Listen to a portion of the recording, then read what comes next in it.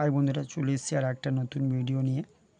আজ আমি class 9-এর second সেমিস্টারের ফিজিক্যাল সায়েন্সের কিছু কোশ্চেন অ্যান্সার নিয়ে আলোচনা করব। তো শুরু করা যাক বেশি না কথা বলে। ফার্স্ট কোশ্চেন, এক মোল কার্বন ডাই অক্সাইডে অণুর সংখ্যা কত? এটা আমরা সবাই জানি, বা এর আগের ভিডিওতে আমি বলেছি।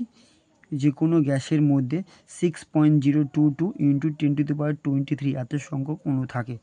সেকেন্ড কোশ্চেন, এসটিপিতে সকল গ্যাসের গ্রাম আণবিক আয়তন কত? এটা হবে 22.4 লিটার। অ্যান্ড এসটিপি এর পুরো নাম হলো স্ট্যান্ডার্ড টেম্পারেচার প্রেশার। 3 নম্বর কোশ্চেন, চাপের একক কী? চাপের একক হলো পাস্কাল। এটা একটু ডিটেলসে দেখি। যে আমরা জানি চাপ সমান সমান বল বাই ক্ষেত্রফল। চাপকে পি দ্বারা, বলকে এফ দ্বারা, ক্ষেত্রফলকে দ্বারা প্রকাশ করা হয়। সিজিএসএ হবে বলের একক ডাইন পার সেমি স্কোয়ার, আর এসআইতে হবে নিউটন পার মিটার স্কোয়ার বা পাস্কাল। সুতরাং এখানে অ্যান্সার হবে পাস্কাল। ক্ষুদ্র বৃষ্টির ফোঁটা গোলাকার হওয়ার কারণ, এর কারণ হলো পৃষ্ঠটান। 1.5 কেলাসাকার পদার্থ হলো ফিটকিরি। 1.6 বস্তুর বেগ দ্বিগুণ করা হলে বস্তুটির গতিশক্তি সমান থাকে, দ্বিগুণ থাকে, 4 গুণ হয়, অর্ধেক হয়। এটা একটু ম্যাথ করতে হবে, একবার দেখে নাও। ম্যাথটা করে রেখেছি তোমাদের সুবিধার্থে।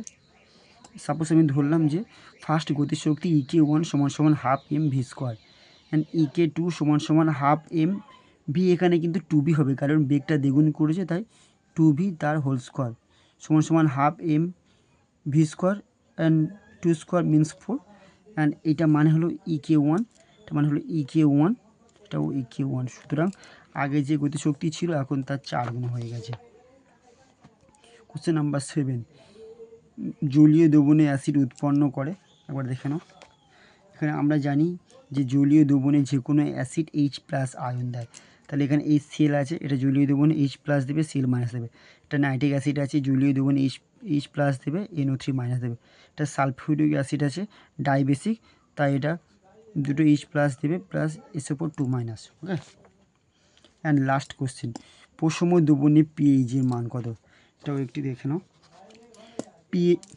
পিএইচের মান 7 হলে প্রশম, পিএইচের মান <7 হলে অ্যাসিডিক, পিএইচের মান <7 হলে ক্ষারীয়। সুতরাং এখানে অ্যান্সার হবে 7, আর এখানে হবে H+।